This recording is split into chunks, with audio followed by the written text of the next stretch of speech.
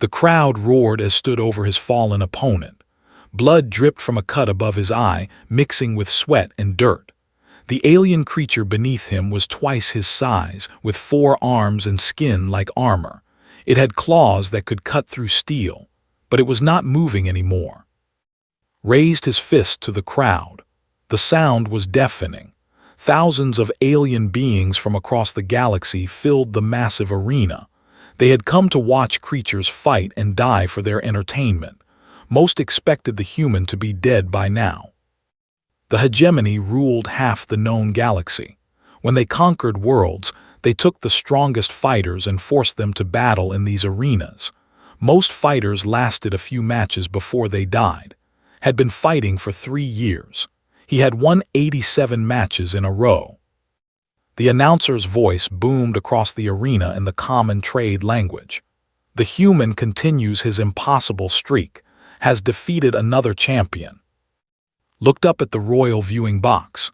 The hegemony overlords sat there in their flowing robes, their faces hidden behind masks of precious metals. They owned everything in this part of the galaxy. They owned him too, or so they thought. One of the overlords stood up. His voice was amplified so everyone could hear. The human has pleased us greatly. Such entertainment deserves a reward. Had heard this before. Usually they gave fighters better food or a larger cell. Sometimes they gave them weapons or armor. But the overlord continued speaking and realized this was different. Bring forth the prisoners, the overlord commanded. 2 figures were led onto the arena floor. Both were female and clearly not human. Guards in heavy armor escorted them, keeping energy weapons trained on their backs. The first prisoner was tall and graceful. Her skin seemed to glow with a soft blue light. Her hair was long and silver, and her eyes were the color of deep ocean water. When she moved, tiny crystals on her arms caught the light and sparkled. Knew she was Etherian. Their people could control crystal technology with their minds.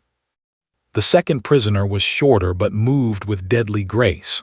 Her skin was pale as moonlight, and her hair was black as space itself. Her eyes were completely white, with no pupils visible. Had heard of her kind too. There were telepaths who could read minds and see the future. These are Princess of and Princess of the Overlord announced. Both worlds have fallen to our might. Their people are slaves, but their royal blood makes them valuable prisoners. The crowd grew quiet. Even they understood this was unusual. Prisoners of royal blood were not usually brought to the arena. For your entertainment, human, we grant you both prisoners as your reward. Do with them as you wish. They are yours now. Felt sick. The crowd began cheering again, but he barely heard them. He looked at the 2 women standing near him. Princess kept her head high and stared straight ahead. She would not show weakness to her captors. Princess was looking directly at him with those strange white eyes. He wondered if she was reading his thoughts. The guards removed the energy restraints from both prisoners and stepped back. Was expected to claim his prizes in front of the crowd. The overlords wanted to see him dominate the 2 royal prisoners. It was part of their sick entertainment. Instead, walked slowly toward the 2 women. When he was close enough to speak quietly, he said, "I am sorry this happened to you." Princess looked at him with surprise. She had expected threats or commands. Princess tilted her head slightly, as if listening to something only she could hear. "This is not your fault," said in accented but clear trade language. "No, but I will not make it worse," replied. The crowd was getting restless. They wanted to see what the human would do with his reward. The overlords were watching closely from their box. Knew he had to play their game for now, but he also knew he would never treat these women as property. His parents had taught him better than that. His military training had taught him to protect those who could not protect themselves. He turned to face the crowd and raised his arms. They cheered louder. But instead of grabbing the prisoners or making a show of dominance, he simply gestured for them to follow him. "Come," he said quietly to both women. "We go to my quarters now." As they walked across the arena floor toward the exit, Princess spoke softly. "You are not what I expected, human." "What did you expect?" asked. "A monster. All the stories said humans were savage beasts who knew only violence and cruelty." Almost smiled. "Some of us are, but not all of us." They reached the gate that led to the fighter quarters deep beneath the arena. Guards fell in around them but kept their distance. The human had earned respect through his victories, even if the guards did not understand him. Princess walked beside as they entered the underground passages. "Why did you speak kindly to us? Your people and mine have never met before today." "My people have a saying," replied. "It does not matter where someone comes from. What matters is whether they are in trouble and need help." Princess was quiet for a moment. Then she said, "I can sense your thoughts, human, but there is something strange about your mind. It is protected somehow." Nodded. "Military training. We learn to shield our thoughts from telepathic enemies. Your people are not the only mind readers in the galaxy." They walked deeper into the maze of corridors beneath the arena. Was already thinking ahead. He had been planning an escape for months, but now he had two more people to worry about. Two very important people whose freedom might mean more than just his own life. The overlords thought they had given him a reward, but had different plans for Princess and Princess. Plans that the hegemony would not like at all. Led the two princesses to his quarters in the fighter section of the underground complex. His room was larger than most because of his winning streak, but it was still just a cell with stone walls and metal bars. There was a sleeping area, a small table and basic washing facilities. "This is where I live," said, gesturing around the sparse room. "It is not much, but it is private. The guards do not come inside unless there is trouble." Princess looked around with barely hidden disgust. "They keep you like an animal in a cage."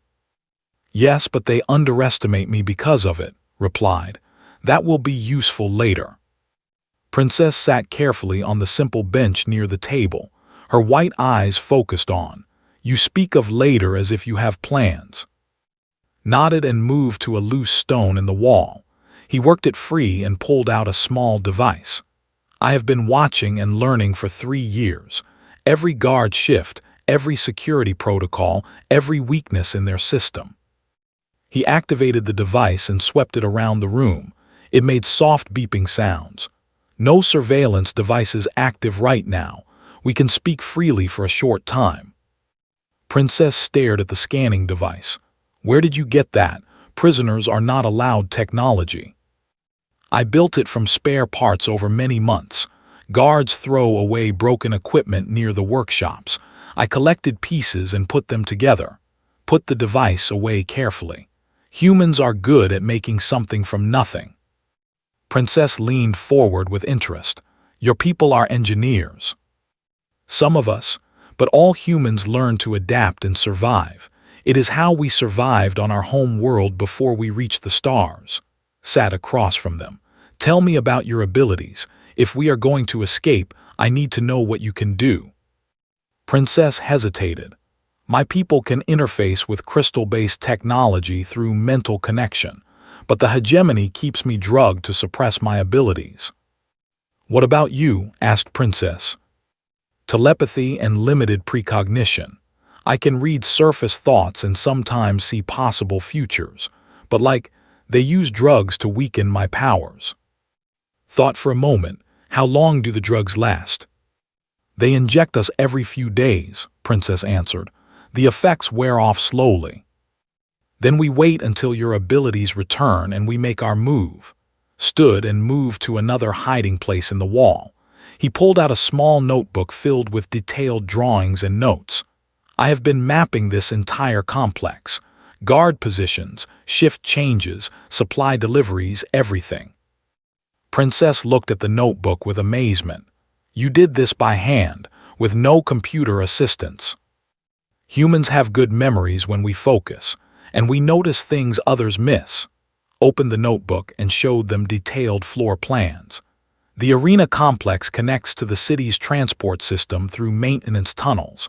Most are too small for the larger alien guards, but humans can fit through them. Princess studied the drawings. This is very detailed work. How long have you been planning this? Since my first day here. Humans do not accept slavery well. We always look for ways to be free. Closed the notebook. But I was planning to escape alone. Now I need to get 3 people out safely. Why? Princess asked suddenly. Why help us? You could escape easier without us. Looked at both women seriously.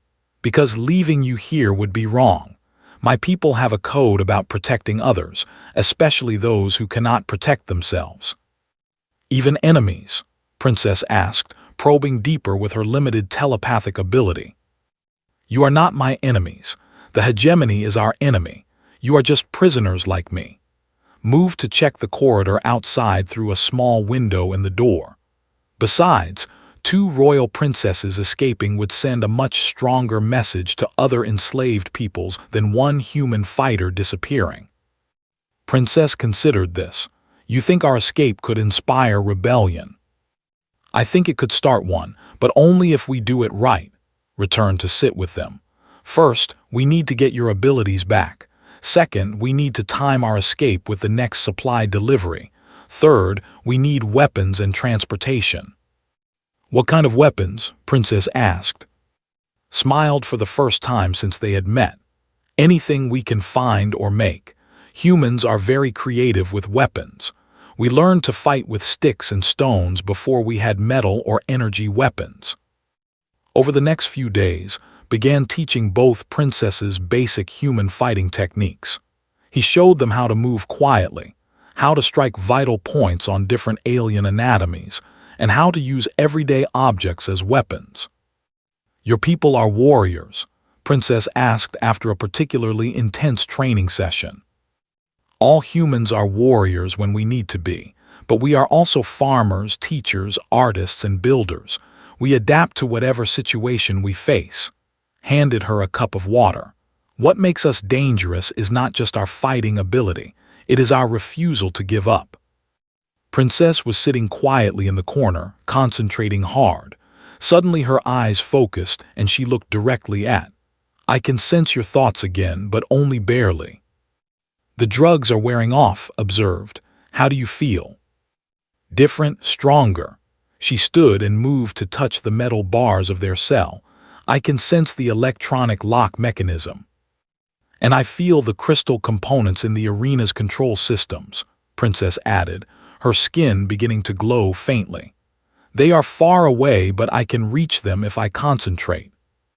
Checked his notebook again. The next supply delivery is tomorrow morning. If your abilities are strong enough, we make our attempt then. Princess reached out with her mind, reading his surface thoughts. What she found surprised her. You are not afraid. I am terrified, admitted. But fear can be useful if you do not let it control you. My people have another saying, courage is not the absence of fear. Courage is acting despite the fear. Princess looked at him with new respect. I misjudged your people. I thought you were primitives who only understood violence. Violence is sometimes necessary, but it should never be the first choice. Put his notebook away and began checking their few belongings. Tomorrow we escape, but remember, getting out of here is only the beginning. After that, we start a war. Princess saw something in his thoughts that made her gasp softly. You already know how to contact the resistance groups. Nodded grimly. I have been gathering intelligence for 3 years. The hegemony thinks I am just a dumb fighter who wins matches. They have no idea what I really am. What are you? Princess asked. A soldier, and tomorrow I go back to war. The supply delivery arrived exactly when expected. He had watched the same routine for 3 years, noting every detail. The large hover trucks came through the main cargo entrance at dawn, when most of the night guards were tired and the day shift had not fully awakened. Princess and Princess were ready. Both women had recovered enough of their abilities to be useful, though they were still weak from years of drug suppression. Remember the plan, whispered as they heard the rumble of the delivery vehicles. You handle the electronic locks and surveillance systems. You watch for guards and warn us of any changes in their patrol patterns. I will deal with any physical obstacles." Princess placed her hand on the metal door of their cell. Her skin began to glow softly as she connected with the electronic lock. "The crystal matrix in the locking mechanism is responding. I can override it, but I need a few minutes." "You have them," said. He moved to the small window and watched the corridor. 2 guards stood at their usual posts, but they were focused on their conversation, not paying attention to the prisoner cells. Princess closed her white eyes and extended her telepathic senses. 8 guards total in this section. 2 are discussing the supply delivery. The others are thinking about food and rest. No one suspects anything. The cell door clicked softly as Princess completed her work. Slowly opened it just enough to peer out. The corridor was clear except for the 2 distant guards. Had spent months studying the guard routines. He knew exactly when they would turn their backs, how long their attention would be elsewhere, and which corridors would be empty during shift changes. He led the 2 princesses silently down the corridor, keeping to the shadows. They moved like ghosts through the underground complex, following the path had memorized. His human night vision was not as good as many alien species, but years of fighting in dim arenas had trained him to see in low light. They reached the first checkpoint without incident, held up his hand for the others to stop. Around the corner, he could hear 2 guards talking. "The supply manifest shows extra food rations this week," one guard was saying. "Good, the fighters have been eating more since the human started his winning streak. Management wants to keep him happy." Smiled grimly. The guards had no idea how unhappy he really was. Princess touched his arm lightly. 3 more guards approaching from the opposite direction. They will be here in 30 seconds. Looked around quickly. There was a maintenance panel in the wall near them. He had noticed it before and marked it in his notebook. "Can you open that panel?" She moved to the wall and placed her hands on the Crystal Tech interface. "Yes, but it will take a moment." "We do not have a moment," said as he heard footsteps getting closer. Without hesitation, stepped around the corner and walked casually toward the 2 guards. "Excuse me," he called out in a friendly voice. The guards turned, surprised to see a prisoner walking freely. "Human, how did you get out of your cell?" "The Overlord sent for me," lied smoothly. "They want me to inspect the new prisoners before tomorrow's matches." The guards looked confused. This was not normal procedure, but the human was their prize fighter. He had privileges other prisoners did not have. While they hesitated, kept walking toward them. When he was close enough, he moved with lightning speed. His military training took over. Within seconds, both guards were unconscious on the floor. Princess appeared beside him. The other guards turned back. They did not hear the struggle. "Excellent, are you through that panel?" "Yes, it leads to a maintenance tunnel that connects to the cargo bay area." They dragged the unconscious guards into a storage room and secured them, took their weapons and communication devices. He also took their uniforms. "Put these on," he told the princesses, handing them the oversized guard uniforms.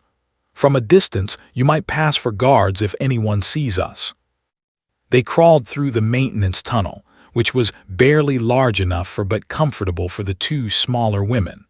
The tunnel was hot and filled with the humming of electrical systems, but it brought them closer to their goal. Princess suddenly stopped moving. "Something is wrong. I sense alarm in the guards' minds. Someone has discovered we are missing." "How long do we have?" asked. "Minutes, maybe less." They emerged from the tunnel into the cargo bay area. The large hover trucks were still there, being loaded with supplies for other hegemony facilities. Workers moved boxes and containers without paying attention to anything else. Studied the scene quickly. There, the 3rd truck. It is loaded but not sealed yet. We can hide in the cargo compartment. But as they moved toward the truck, Alarms began sounding throughout the complex. Loudspeakers crackled to life with urgent announcements. All units respond. Prisoners have escaped from the fighter section. Seal all exits immediately. Workers in the cargo bay stopped what they were doing and looked around nervously. Security guards began running toward their positions. "The plan is failing," Princess said, her voice tight with worry. "No," replied calmly, "the plan is adapting." He picked up a cargo manifest from a nearby table and walked boldly toward a group of workers. "Emergency inspection," he announced in an authoritative voice. "Management wants all cargo checked before the trucks leave." The workers, confused by the alarms and eager to follow any official sounding orders, nodded and stepped back. Gestured for and to help him. "Check those containers. Look for anything that might be used to hide escaped prisoners." The brilliant psychology of it was pure human thinking. Instead of hiding from the search, was making himself part of the search. The workers saw 3 people doing their jobs, not 3 escaped prisoners. Princess whispered as she pretended to inspect cargo, "You are insane, but it is working." They moved systematically through the cargo bay, always staying close to the truck they wanted to escape in. When security guards arrived to seal the exits, waved to them. "We are checking everything as ordered," he called out. "No prisoners in this section." The security guards, overwhelmed by the emergency and seeing people already doing the inspection work, moved on to other areas. Finally, found their moment. A group of workers had gathered around the truck drivers to discuss the delay caused by the prisoner alarm. No one was watching the cargo area. Now whispered. All 3 of them slipped into the back of the truck and hid behind large containers. Princess used her abilities to reseal the cargo compartment from the inside, making it look like it had never been opened. Moments later, they heard voices outside as workers finished loading and drivers prepared to leave. "All cargo secure," someone called out. "Clear to depart," came the reply. The truck rumbled to life and began moving. Through a small gap in the container wall, watched the underground complex grow smaller behind them. Princess smiled for the first time since he had met her. "We did it. We actually escaped." "This is only the beginning," reminded her. "Now we have to stay free, and then we have to come back." "Come back?" Princess looked at him with surprise. Checked the weapons he had taken from the guards and began planning their next moves. "Yes, we are going to come back with an army, and we are going to tear this whole system down." Outside, the truck carried them toward the city and their first taste of freedom in years, but was already thinking like the soldier he truly was. The escape was over. Now the real war could begin. The cargo truck carried them for hours through the sprawling hegemony city. When it finally stopped, listened carefully to the sounds outside. Workers were unloading cargo at what sounded like a manufacturing facility. "We leave here," whispered to the 2 princesses. "But we must be careful. This is still deep in hegemony territory." They slipped out of the truck while the workers were busy with other containers. The facility was enormous, with smoking chimneys and the constant sound of machinery. Thousands of enslaved beings worked here, building weapons and equipment for the hegemony war machine. Led them through the industrial complex, keeping to the shadows between buildings. His military training helped him navigate hostile territory, but he was also following a specific plan. "Where are we going?" Princess asked as they crouched behind a large piece of machinery. "To find friends," replied. 3 years ago, when I was first captured, I met someone who told me about a resistance network. I memorized the contact codes and meeting places." Princess extended her telepathic senses carefully. "I sense many minds here. Most are focused on their work, but some are different, angry, hopeful." "Resistance members," confirmed. "Slaves who have not given up the dream of freedom." They moved deeper into the facility, following maintenance corridors and service tunnels. had an amazing ability to remember complex routes and navigate through unfamiliar places. Both princesses were impressed by his skills. Finally, they reached a section where repair work was being done on damaged equipment, approached a being who was working alone. The creature was tall and thin, with 4 arms and blue-green skin. Recognized him as a species known for their technical skills. "Excuse me," said quietly. "I am looking for parts to repair a crystalline resonance matrix." The looked up startled. Then his eyes grew wide as he recognized the code phrase. You are the human fighter from the arena, but how are you here?" "We escaped, and we need help." Glanced around to make sure no one else was listening. "Can you contact the network?" The face showed hope and fear at the same time. "Yes, but it is dangerous. The hegemony has been hunting resistance members more aggressively lately." "Because they are afraid," Princess said, stepping into view. "Fear makes them desperate." The nearly dropped his tools when he saw the 2 women.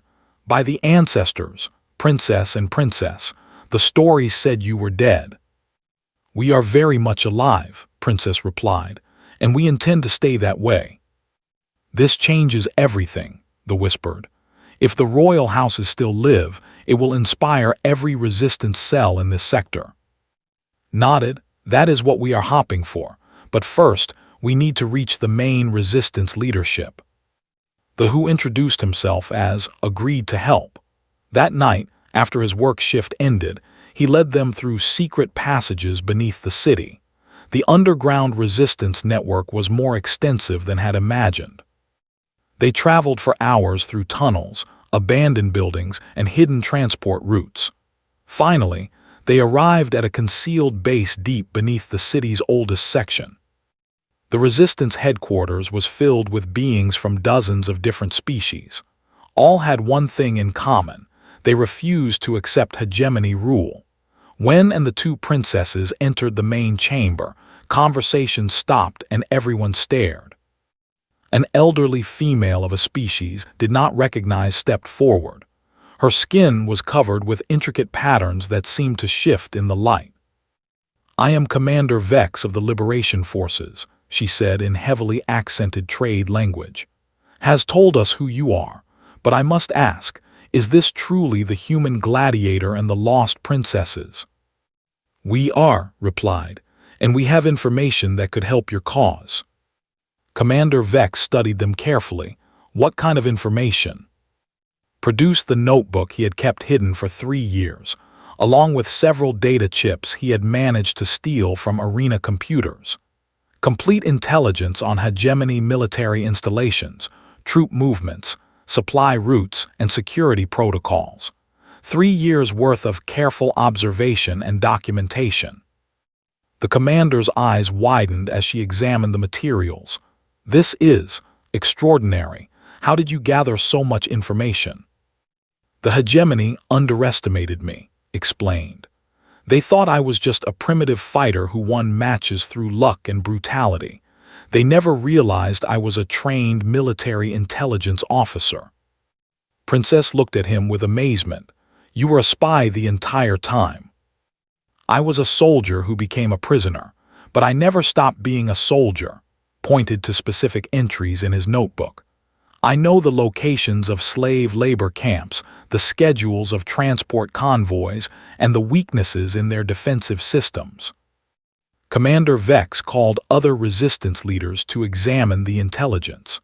Within hours, they realized they had enough information to plan coordinated attacks across multiple star systems. "This could be the beginning of a real rebellion," one leader said excitedly. "But we need more than information," another added. "We need inspiration. We need proof that the hegemony can be defeated." Princess stepped forward. "Then we give them that proof. My people, the Etherians, have advanced crystal technology that could enhance your weapons and communication systems. And my people, though, have telepathic abilities that could coordinate attacks across vast distances without the hegemony detecting our communications," Princess added. studied the tactical displays the Resistance had prepared. But first, we need to free more people. Every slave camp we liberate gives us more fighters. Every world we free gives us more resources. The human is right, Commander Vex agreed. We must build our forces systematically. Over the following weeks, worked with the Resistance leadership to plan a series of coordinated strikes. His human approach to warfare, combining detailed planning with adaptable tactics, impressed the alien commanders. Humans think differently about combat, explained during one strategy meeting. We do not just rely on superior technology or natural abilities. We use psychology, misdirection, and unpredictability. Princess was working with Etherian refugees to rebuild Crystal Tech communication networks. Princess was training telepathic Resistance members to coordinate their abilities. Together, they were creating something the hegemony had never faced before, a unified, multi-species rebellion. Word of their escape and the growing Resistance movement spread throughout the enslaved worlds. Stories told of the human gladiator who refused to break, the Crystal Princess who could control technology with her mind, and the Shadow Princess who could see the future. The hegemony is beginning to panic, one spy reported during a briefing. They are increasing security at all facilities and demanding loyalty tests from their own officers. Smiled grimly. Fear is spreading through their ranks, that is good, afraid enemies make mistakes. Commander Vex looked at the tactical map showing Resistance cells throughout the sector. We are almost ready for the first major operation. What target do you recommend? Pointed to a specific location on the map. Here, the processing center where they sort captured beings for slavery or execution. If we hit it successfully, we free thousands of prisoners and prove that nowhere is safe from the Resistance. Princess touched the map with her pale fingers. I see. Possibility, success, but at a cost. The hegemony will respond with greater force. Then we must be ready for that greater force, Princess said, her skin glowing with determination. Looked around the room at the gathered Resistance fighters. Beings from dozens of worlds, all united in their desire for freedom. The hegemony thinks they understand warfare, he said. They think overwhelming force and fear are enough to control the galaxy. They are about to learn that they are wrong. We are going to teach them what happens when free beings fight together. The room erupted in cheers from many different species. For the first time in years, hope was stronger than fear. The war for liberation was about to begin. 6 months after their escape, stood on the bridge of a captured hegemony warship, watching as liberation fleets moved into position around Princess Suv. The rebellion had grown beyond anyone's expectations, but this would be their greatest test yet. All units report ready, Commander Vex announced from the tactical station. The elderly Resistance leader had proven to be a brilliant military strategist when given proper intelligence and resources. Studied the battle displays. The hegemony had fortified heavily, knowing that freeing a royal would inspire rebellions across the galaxy. Massive defensive platforms orbited the planet, surrounded by fleets of warships.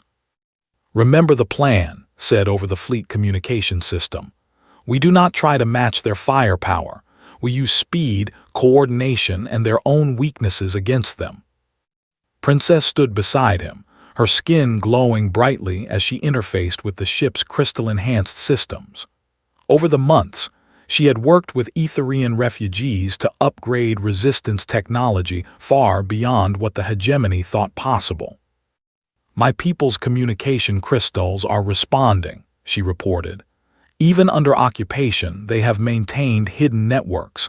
They are ready to assist from the surface.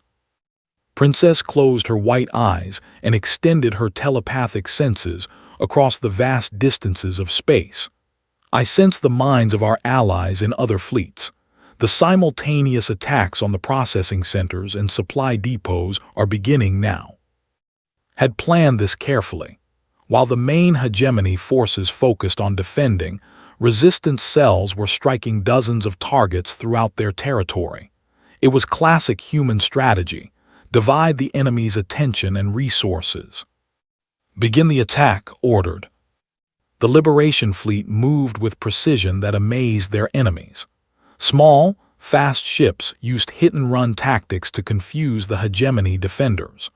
Larger vessels coordinated their attacks through the telepathic network Princess had helped establish. Most importantly, they fought with a unity the hegemony had never faced.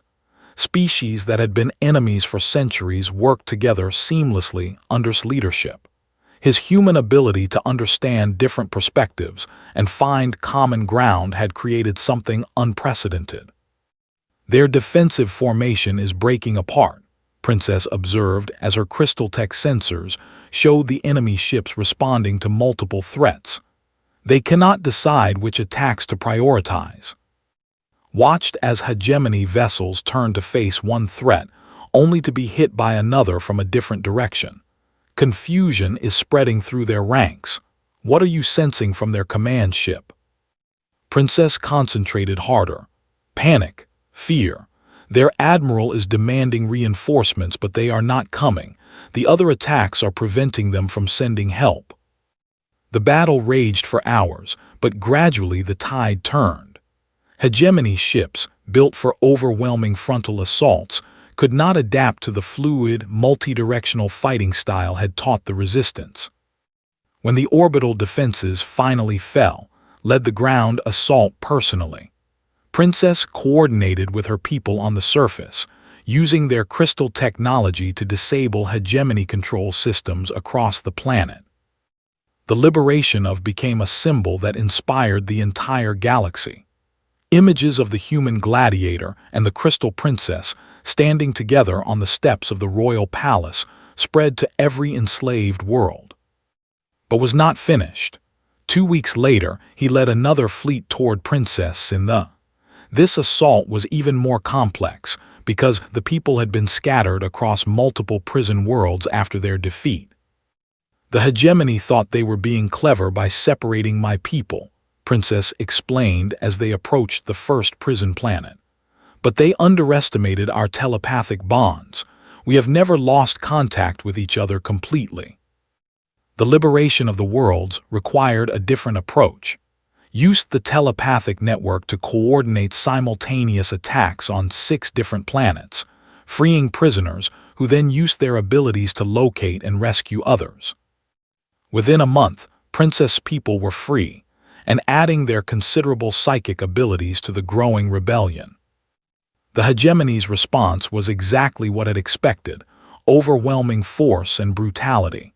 They sent their largest fleets to crush the rebellion, but this played directly into strategy.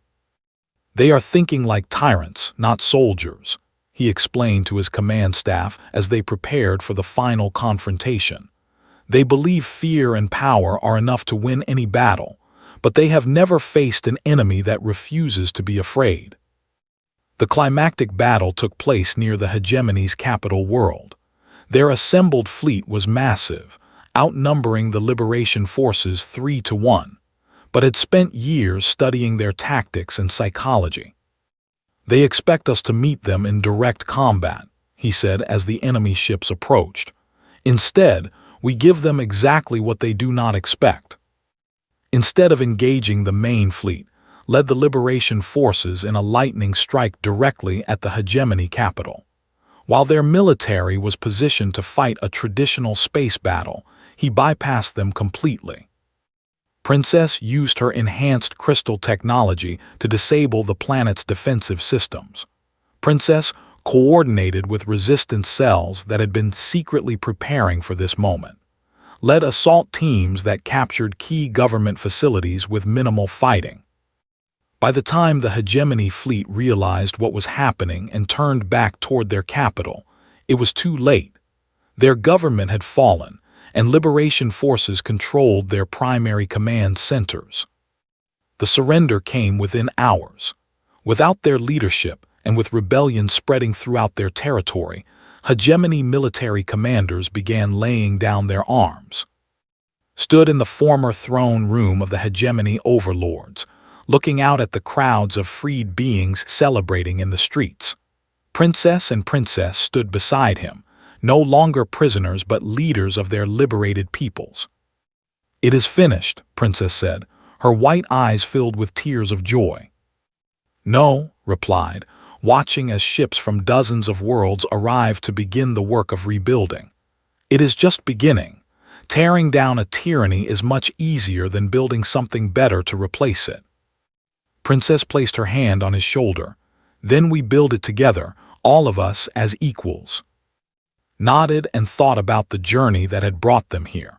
The hegemony overlords had believed they were granting him a reward when they gave him the two princesses as prizes. They thought they understood human nature, believing he would claim them as trophies and property. Instead, their gift had become the catalyst for the destruction of their entire empire. By underestimating human compassion, ingenuity, and moral strength, they had given exactly the allies he needed to tear down their system of slavery and oppression. "There will be challenges ahead," said as he watched representatives from hundreds of worlds gathering to plan their new future. "Building a galaxy where all beings are free will not be easy. But it will be worth doing," Princess added, reading the hope and determination in the minds around them. Smiled as he thought about the message this victory would send across the galaxy. Tyrants everywhere would learn that enslaving humans was a dangerous mistake. Not because humans were the strongest or most advanced species, but because they possessed something more powerful than any weapon: the absolute refusal to accept that slavery, oppression, and cruelty were inevitable parts of life. The age of the hegemony was over. The age of freedom had begun. And it had all started with two princesses, one human fighter, and the simple understanding that the strong should protect the weak, not exploit them. Former gladiator and soldier looked toward the future with confidence. Humans had once again proven that they were at their most dangerous when fighting not for conquest or glory, but for the simple right of all thinking beings to be free.